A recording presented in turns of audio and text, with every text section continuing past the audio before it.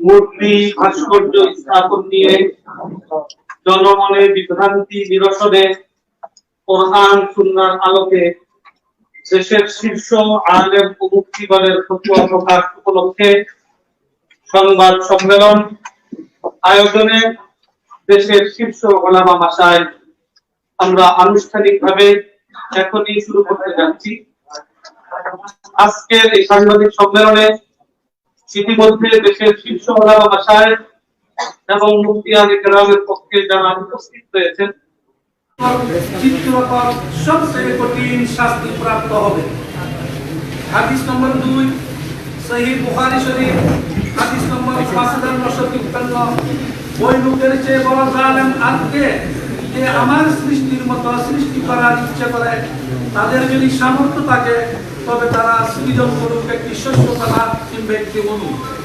হাদিস নম্বর 3 সহিহ বুখারী 7557 7558 হযরত আব্দুল্লাহ ইবনে উমর রাদিয়াল্লাহু তাআলা আনহুমা থেকে বর্ণিত, নবী করিম সাল্লাল্লাহু আলাইহি ওয়াসাল্লাম ইরশাদ করেন, নিশ্চয় যারা এই সকল প্রতিকৃতি নির্মাণ করে তাদেরকে কিয়ামত দিবসে আযাবে নিক্ষেপ করা হবে এবং তাদেরকে সম্বোধন করে বলা হবে, যা তোমরা সৃষ্টি করেছিলে তাদের নাম সঞ্চার করো।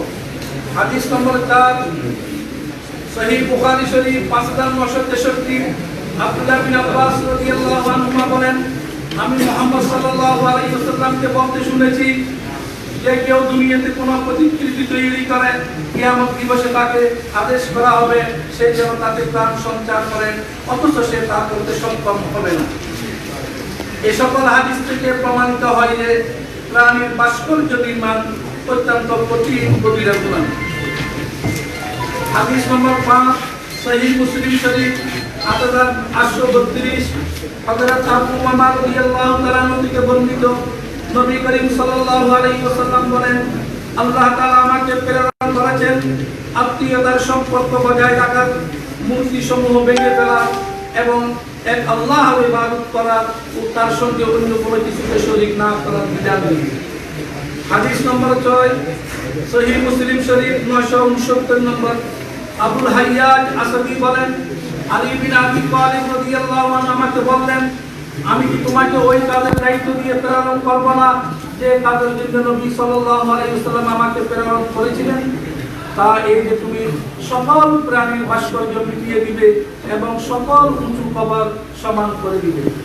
হাদিস নম্বর 7 মুসনাদে আহমদ 657 নম্বর আলী বিন আবি তালিব রাদিয়াল্লাহু আনহু বলেন, নবী করিম সাল্লাল্লাহু আলাইহি ওয়াসাল্লাম একটি জানাজায় উপস্থিত ছিলেন।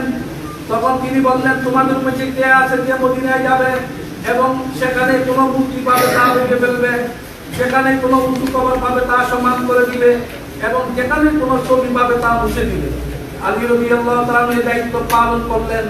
এরপর নবী করিম সাল্লাল্লাহু আলাইহি ওয়াসাল্লাম বলেছেন যে কেউ পুনরায় উপযুক্ত কোনো কিছু তৈরি করতে প্রবৃত্ত হবে সে মুহাম্মদ সাল্লাল্লাহু আলাইহি ওয়াসাল্লামের প্রতি অবতীর্ণ শরীয়তকে অস্বীকার করবে। এই সকল হাদিস থেকে স্পষ্ট জানা যাচ্ছে যে কোনো মূর্তি ও প্রাণীর ভাস্কর্য ইসলামের পরিত্যাজ্য এবং তার নিচ্ছিন্ন করাই হলো ইসলামের বিধান, আর এগুলো নির্মাণ করা ইসলামী শরীয়তকে অস্বীকারী সম্প্রদায়ের বৈশিষ্ট্য। হাদিস নম্বর 8 সহিহ বুখারী 1341 সহিহ মুসলিম 528 নাসাঈ শরীফ 704 উম্মুল মুমিনিন আয়েশা রাদিয়াল্লাহু আনহা বলেন, নবী সাল্লাল্লাহু আলাইহি ওয়াসাল্লাম অসুস্থতার সময় তার জনৈক স্ত্রী একটি গির্জার কথা উল্লেখ করলেন। গির্জাটির নাম ছিল মারিয়া। উম্মে সালামা ও উম্মে হাবিবা রাদিয়াল্লাহু আনহুমা ইতিপূর্বে হাবশায় গিয়েছিলেন। তারা গির্জাটির কারুকাজ ও তাদের বিদ্যমান প্রতিকৃতি সমূহের কথা আলোচনা করলেন।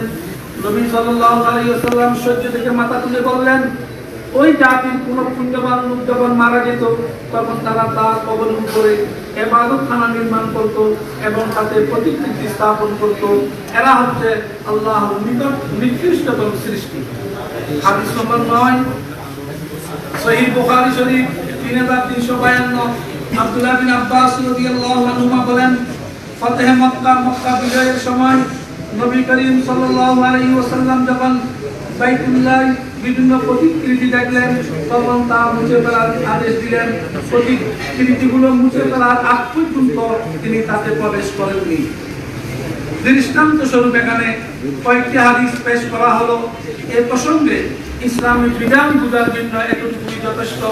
কোরআন সুন্নাহর এই সুস্পষ্ট বিধানের কারণে মূর্তি বা প্রাণীর মূর্তি বা ভাস্কর্য নির্মাণ, সংগ্রহ, সংরক্ষণ, স্থাপন ইত্যাদি সকল বিষয় হারাম ও সম্পূর্ণ নাজায়েজ হওয়ার ব্যাপারে গোটা মুসলিম উম্মাহ একমত পোষণ করেছেন। উল্লেখ্য যে শ্রদ্ধা নিবেদন বা সম্মান প্রদর্শন উদ্দেশ্য না হলে মানুষ বা প্রাণী ছাড়া অন্য বস্তুর ভাস্কর্য নির্মাণের সুযোগ রয়েছে। নিষ্প্রাণ 2 নম্বর প্রশ্নের উত্তর।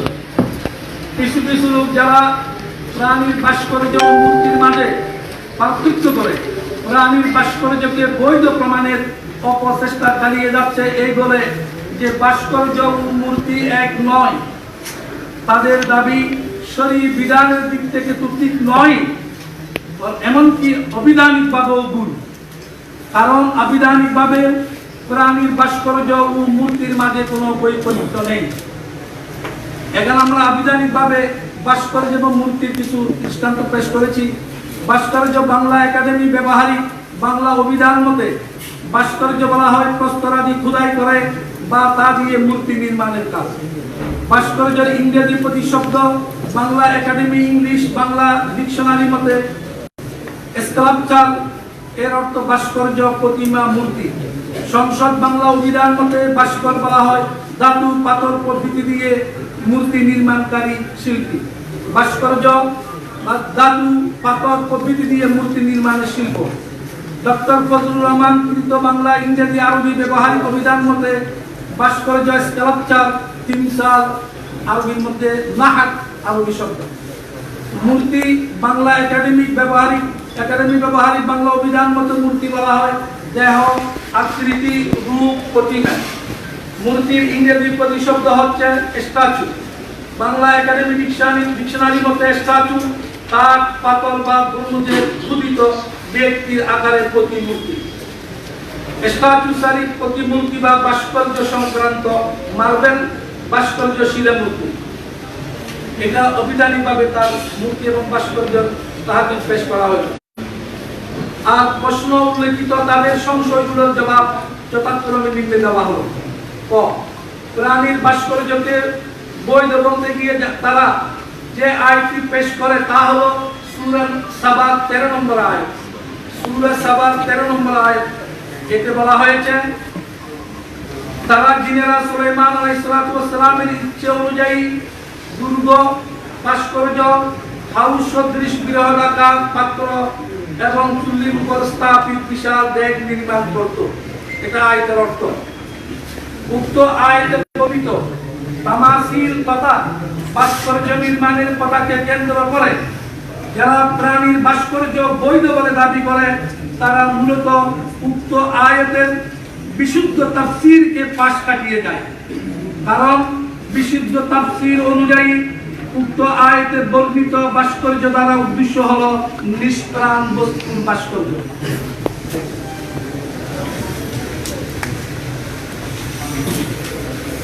তবে অনেকে এটাকে প্রাণীর ভাস্কর্য বলে দাবি করেছেন, কিন্তু তারা এই কথাও স্পষ্ট করেছেন যে সুলাইমান আলাইহিস সালামের যুগে তার বৈধতা থাকলেও পরবর্তীতে শেষ নবী মুহাম্মদুর রাসূলুল্লাহ সাল্লাল্লাহু আলাইহি ওয়াসাল্লামের শরীয়তে বিশুদ্ধ হাদিসে প্রাণীর ভাস্কর্যকে কঠোরভাবে নিষেধ করা হয়েছে।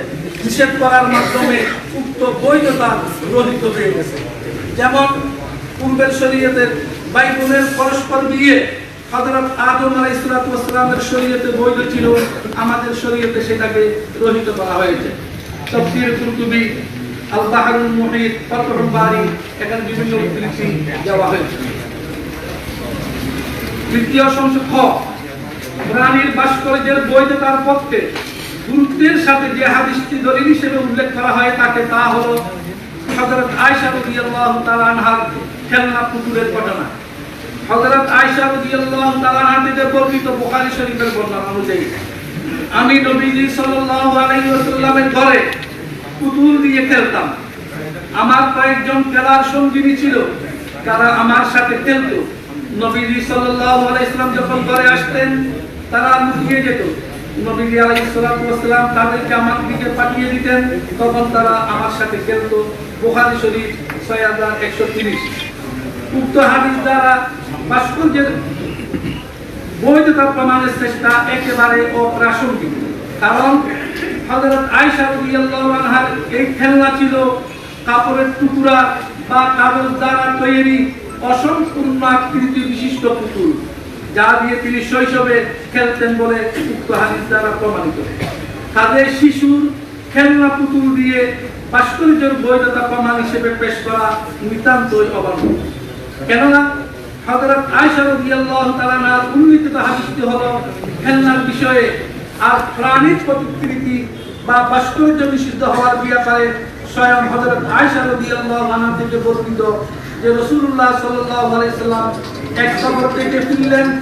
আমি দরজায় একটি জালর বিশিষ্ট পর্দা ঝুলিয়েছিলাম যাতে পাতাওয়ালা ঘোড়ার প্রতিকৃতি ছিল। তিনি তা খুলে ফেলার নির্দেশ দিলেন, আমি তা খুলে ফেললাম। সহিহ মুসলিম শরীফ 2160। এবং ভাস্কর্যের পক্ষে আরেকটি দলিল এভাবে বলা হয় যে আলফ্রেড ডিউম কৃত সিরাতে ইবনে হিশামের ইংরেজি অনুবাদে উল্লেখ আছে যে আমাদের মহানবী সাল্লাল্লাহু আলাইহি ওয়াসাল্লাম কাবা শরীফের 360টি মূর্তি অপসারণের নির্দেশ দিল। সেখানে মাঝখানের স্তম্ভ মেরির একটি ছবি দেখে তাতে হাত রেখে নবী আলাইহিস সালাম বললেন, এই ছবিটি তোমরা নষ্ট করো না। অক্সফোর্ড ইউনিভার্সিটিতে প্রকাশিত বইটির অনুবাদ করেছেন আলফ্রেড ডিউম, পৃষ্ঠা নম্বর 552। এটি একটি অসত্য বর্ণনা, কেননা নবীজি সাল্লাল্লাহু আলাইহি ওয়াসাল্লামের পবিত্র সিরাত যাদের অধ্যয়নে এসেছে এবং প্রাণীর প্রতিকৃতি ভাস্কর্য তৈরি ও তার বিধানের ব্যাপারে যারা অবগত আছেন তারা এই মিথ্যাচার সহজেই উপলব্ধি করতে সক্ষম। কেননা বিশুদ্ধ হাদিস সমূহের দ্বারা কাবা শরীফের সকল মূর্তি অপসারণ ও প্রতিকৃতি মুছে ফেলার কঠোর নির্দেশ হাদিস শরীফে প্রমাণিত হয়েছে। যেমন আব্দুল্লাহ বিন আব্বাস বলেন, মক্কা বিজয়ের সময় নবী করিম সাল্লাল্লাহু আলাইহি সাল্লাম যখন বাইতুল্লাহ শরীফে বিভিন্ন প্রতিকৃতি দেখলেন তখন তা মুছে ফেলার নির্দেশ দিলেন। প্রতিকৃতিগুলো মুছে ফেলার আগ পর্যন্ত তিনি তাতে প্রবেশ করেননি। সহিহ বুখারী। আব্দুল্লাহ বিন মাসউদ বলেন, মক্কা বিজয়ের দিন যখন নবী সাল্লাল্লাহু আলাইহি সাল্লাম মক্কা নগরীতে প্রবেশ করলেন তখন বাইতুল্লাহর আশেপাশে 360টি মূর্তি বিদ্যমান ছিল। তিনি প্রত্যেক মূর্তির দিকে হাতের লাঠি দিয়ে আঘাত করেছিলেন এবং কোরআন শরীফের এই আয়াত তেলাওয়াত করেছিলেন, জা আল হক ওয়া যাহাকাল বাতিল ইন্নাল বাতিলা কানা যাহুকা জা আল হক ওয়া মা ইউবদিল বাতিল ওয়া মা ইউঈদ। সত্য এসেছে, মিথ্যা বিলুপ্ত হয়েছে। নিশ্চয় মিথ্যা বিলুপ্ত হওয়ারই ছিল। সত্য আগমন করেছে আর মিথ্যা না পারে কোনো কিছু সূচনা করতে, না পারে পুনরাবৃত্তি করতে। সহিহ বুখারী, সহিহ মুসলিম শরীফ। আব্দুল্লাহ বিন আব্বাস এর বর্ণনায় এসেছে যে লাতিন শুধু ইঙ্গিতের দ্বারা মূর্তিগুলো ধরাশায়ী হচ্ছিল। সিরাতে ইবনে হিশাম। উপসংহার: মানুষ বা অন্য যে কোনো প্রাণীর ভাস্কর্য আর মূর্তির মাঝে শরীয়ত কর্তৃক নিষিদ্ধ হওয়ার ব্যাপারে কোনো পার্থক্য নেই। পূজার উদ্দেশ্যে না হলেও তা সন্দেহাতীতভাবে নাজায়েজ ও স্পষ্ট হারাম এবং কঠোরতর আযাবযোগ্য গুনাহ অপরাধ। ইসলামের এমন সুস্পষ্ট বিধানকে পাশ কাটিয়ে প্রাণীর ভাস্কর্য আর মূর্তির মাঝে পার্থক্য করে প্রাণীর ভাস্কর্যকে বৈধ বলা, সত্য গোপন করা এবং কোরআন সুন্নাহের বিধান অমান্য করার নামান্তর। উপরন্ত কোরআন সুন্নাহর সুস্পষ্ট বিধানের সামনে বিভিন্ন দেশের ভাস্কর্য মূর্তির উপমা টেনে আনা ইসলামের একটি অপৈক্য বিধানকে অবজ্ঞা করার সামনে। কোন মুসলিম দেশের শাসকদের শরীয়ত বিরোধী কাজ মুসলমানদের জন্য অনুসরণযোগ্য নয়। তাদের জন্য একমাত্র অনুসরণীয় হচ্ছে কোরআন, সুন্নাহ এবং ইসলামী শরীয়ত। আল্লাহ তাআলা সবাইকে সঠিক পথে পরিচালিত করুন। আমিন ইয়া রাব্বাল আলামিন। আসসালামু আলাইকুম ওয়া রাহমাতুল্লাহি ওয়া বারাকাতুহু। এই ফতোয়ার সম্পর্কে সারা বাংলাদেশের শীর্ষস্থানীয় মুফতিয়ানে কেরাম এবং শীর্ষস্থানীয় প্রতিষ্ঠানসমূহ থেকে যে এই ফতোয়া সম্পর্কে স্বাক্ষর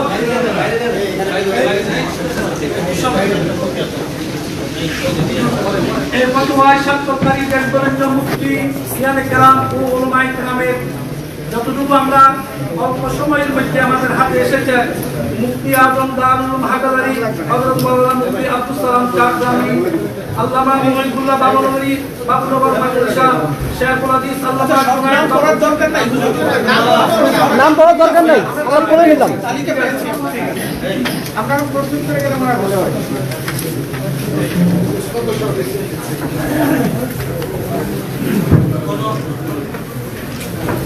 প্রিয় সামাজিক ভাইরা, আমাদের 5 জন মুফতি, বিজ্ঞ মুফতি যারা ফতোয়া রেডি করেছিলেন কোরআন হাদিসের আলোকে, ওনাদের মধ্য থেকে অন্যতম হযরত মাওলানা এনামুল হক সাহেব, উনি আপনাদের সামনে ফতোয়া পড়ে সকলের সামনে উপস্থাপন করেছেন।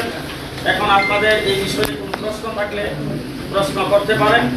আমাদের হযরত মাওলানা নুরুল ইসলাম সাহেব এবং ফতোয়া বিষয়ে কোনো প্রশ্ন হলে হযরত মাওলানা এনামুল হক সাহেব তা আপনাদের জবাব দেবেন। আসসালামু আলাইকুম।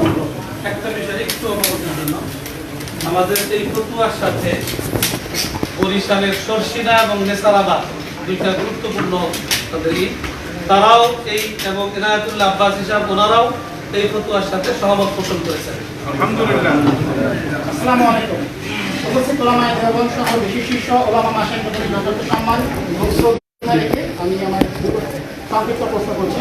প্রশ্ন নম্বর: আমি যুগ্ম মহাসচিব, জাতীয়তাবাদী গণতান্ত্রিক আন্দোলনের ইসলামিক এই যে আপনার পদ দিচ্ছি ইসলামিক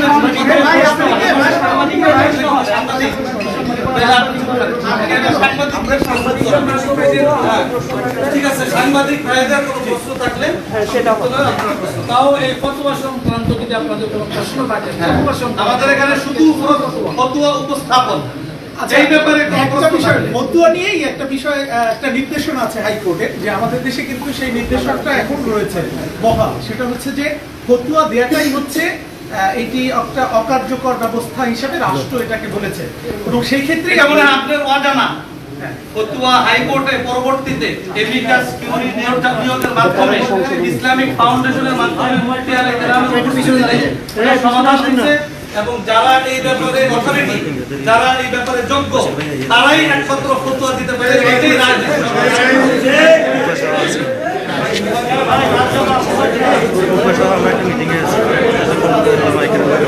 আমরা মনে করতেছি যে ফতোয়াটা একেবারে পরিষ্কার, অতএব আমাদের এই ব্যাপারে ফতোয়া সংক্রান্ত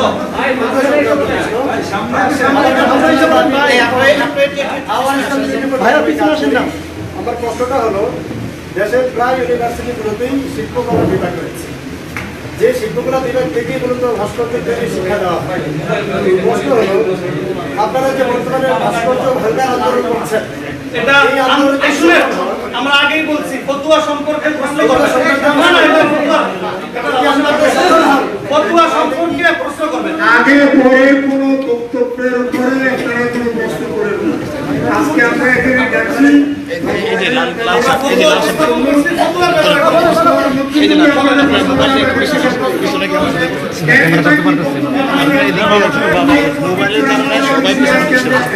এখানে সমস্যা সাংবাদিক ওখান থেকে বলতেছে না তো কি সমস্যা হচ্ছে,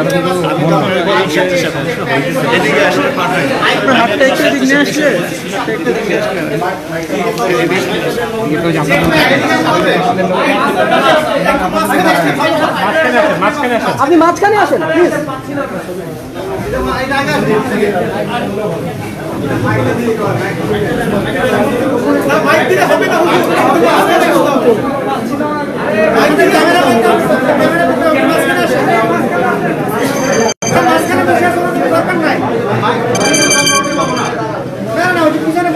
যিনি কথা বলবেন তিনি মাঝখানে আসেন, ক্যামেরাগুলো তো এখানে ক্যাপচার করতে পারবেন।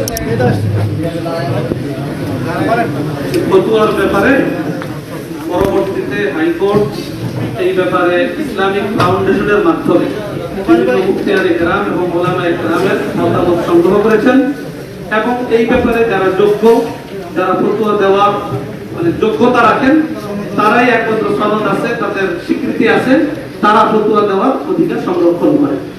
এভাবেই সর্বশেষ এটা নিষ্পত্তি হয়েছে। আমি আপনার এই যে যেখানে আশা করতেছি জি ফতুয়ার বিষয় থেকেই কিছু প্রশ্ন করব, দুইটা প্রশ্ন করব। যে এই ফতুয়াটা লেখা ছিল আপনার 6 নম্বর হাদিসের মধ্যে লেখা আছে, আপনারা যেটা হাদিস হিসেবে নিয়ে আসছেন আর কি 6 নম্বর হাদিসটা, সেখানে বলা হয়েছে আপনারা মূর্তি বিষয়ে যেরকমভাবে এটাকে অবৈধ করা হয়েছে, উঁচু কবরের বিষয় সেটি অবৈধ করা হয়েছে। হাদিসটি এরকম। বাংলাদেশে অসংখ্য মাজার আছে, অসংখ্য দরগা আছে, অসংখ্য পিরাউলিয়ার কবর আছে, যেটা নিয়ে আপনাদের এত সোচ্চার নেই, কিন্তু এইটা নিয়ে সোচ্চার। এটা একটা প্রশ্ন। দ্বিতীয় প্রশ্ন হচ্ছে 6 নম্বর পৃষ্ঠা 7 নম্বর পৃষ্ঠায় রাসূল সাল্লাল্লাহু আলাইহি ওয়াসাল্লামের স্ত্রী হযরত আয়েশা রাদিয়াল্লাহু তাআলা আনহা তিনি যে পুতুল দিয়ে খেললেন, সেই হাদিসটিকে আপনারা অবান্তর করে উড়িয়ে দিলেন কেন? না, ওই হাদিস দিয়ে দৃষ্টান্ত দেয়া, হ্যাঁ দৃষ্টান্ত দেয়াটা অবান্তর কেন? এই উত্তরটা খুবই সুস্পষ্ট না। আর ভাস্কর্য, প্রাণীর ভাস্কর্য আর খেলনার পুতুল, আপনি আমাদের ফতোয়ার ভাষাটা দেখেন, আপনি একটু মেহরবানি করে দেখেন। জি, মেহরবানি করে দেখেন। যখন উনি বলতে যারা ভাস্কর্যকে বৈধ বলার চেষ্টা করতেছে, তারাই এটা দিয়ে প্রমাণ দিতে চায়। জি, আমরা এটাকে আজকে রদ করছি। আয়েশা সিদ্দিকা নিজের হাদিস, নিজের উপর যে আল্লাহ নবীর নির্দেশ, সেই নির্দেশ দিয়ে ওটাকে খণ্ডন করছি। আপনি এটা দেখেন, সেখানে আপনি পর্দার কথা বলেছেন। যখন আয়েশা সিদ্দিকা রাদিয়াল্লাহু তাআলা আনহা ছোট বয়স শিশু অবস্থায় খেলায় খেলছে, এটা কোন শরীয়তের বিধান হিসেবে প্রমাণ করতে পারে না। কিন্তু এটা তো হাদিস হিসেবে আসছে, সেগুলি শরীয়তের বিধান হয় না, হাদিস হিসেবে আসছে তো। তার কোনো কার্যক্রমকে শরীয়তে বৈধ করতে পারে না। হাদিসটা সহি কিনা? আপনার প্রশ্নটার উত্তর এখানে আছে, আপনাকে এখানে ভালোভাবে করেন। আমাদের আয়েশার ঘটনাটা যে ওনার খেলনার পুতুলটা ছিল, এটা একদম কাপড় বা পুতুলের কাগজ দিয়ে তৈরি অসম্পূর্ণ আকৃতি বিশিষ্ট। তাহলে এখন কি অসম্পূর্ণ আকৃতির পুতুল বৈধ? চেহারা থাকে না, ঠিক আছে, বলবেন নাক থাকে না, চেহারা থাকে না, কারণ ছবি কখন আলাদা ছবি হয় তখন যখন চেহারা থাকে, চেহারা চেহারা ছবি হয় না, এটা অবশ্যই বলা হয়।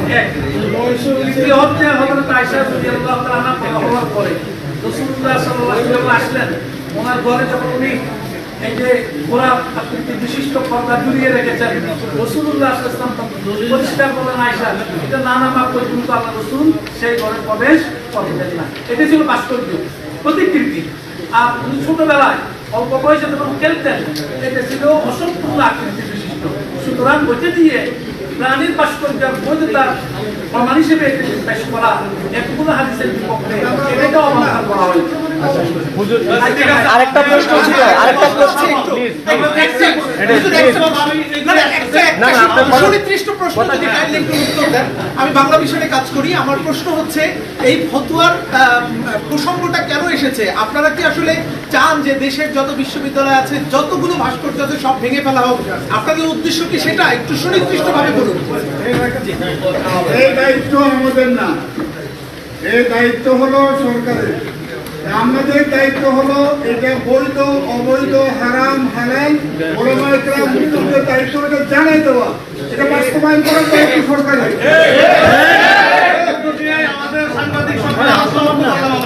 আসেন ভাই, এক মিনিট